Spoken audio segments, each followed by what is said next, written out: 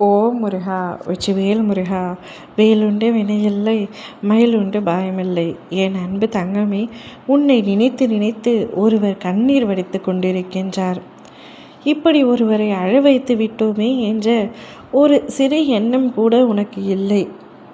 நீ அவ்வளவு கல்லாக மாறிவிட்டாயா என்று எனக்கே குழப்பமாக இருக்கின்றது. ஆனால் அவர் அழுது கொண்டு இருக்கின்றார் என்பது உனக்கு தெரியாது என்று எனக்கும் தெரியும். உன்னுடைய மனம் இளகிய மனம்தான், நான் இல்லை என்று சொல்லவில்லை. ஆனால் உனக்காக ஒருவர் கண்ணீர் விட்டு அழும்போதெல்லாம் அந்த பாவம் முன்னையே வந்து சேருகின்றது தங்கமே. நீ நினைத்தால் மட்டுமே அவருடைய கண்ணீரை நிறுத்த முடியும், அவர் அழுவதை தடுக்க முடியும். யாரப்பா என்னை நினைத்து அழுகின்றார்? இப்படி அழும் அளவிற்கு நான் என்ன செய்து விட்டேன் என்று கேட்கின்றாய். என் குழந்தைகளுக்கு எதுவுமே தெரியவில்லை.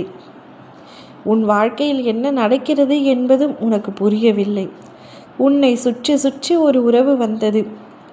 நீதான் வேண்டும் என்று உன்னை கேட்டு ஏங்கி நின்றது. ஆனால் நீயோ அவரை சற்றும் மதிக்கவில்லை. அவர் வேண்டவே வேண்டாம் என்று தூர எறிந்து விட்டாய்.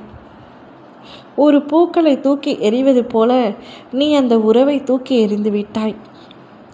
பூக்கள் வாடிவிடும் அல்லவா?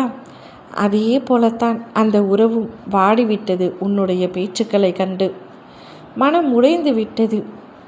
இதற்கு மேல் உன்னை தொந்தரவு செய்யக்கூடாது என்று நினைத்து விட்டது. ஆனால் மறக்க முடியவில்லை. அதனால்தான் உன்னை நினைத்து நினைத்து அழுது கொண்டிருக்கின்றார்.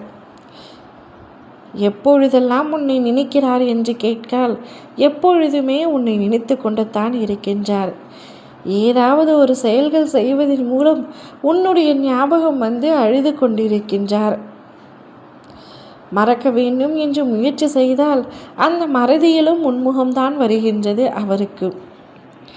இப்படி அவரை அழ வைத்து விட்டோமே என்று உனக்கு தெரியவில்லை.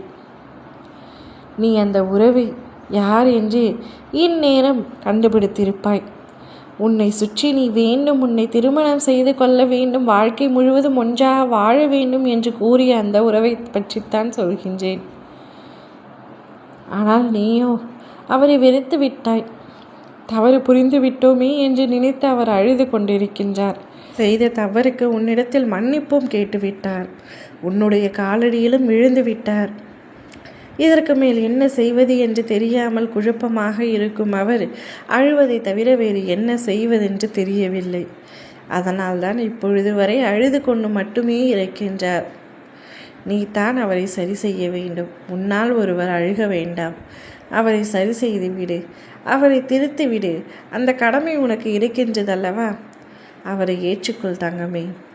மனதார ஏற்றுக்கொண்டால் உங்களுடைய வாழ்க்கை நிச்சயம் சிறப்பாக சந்தோஷமாக இருக்கும். ஓம் முருகா! வெற்றிவேல் முருகா!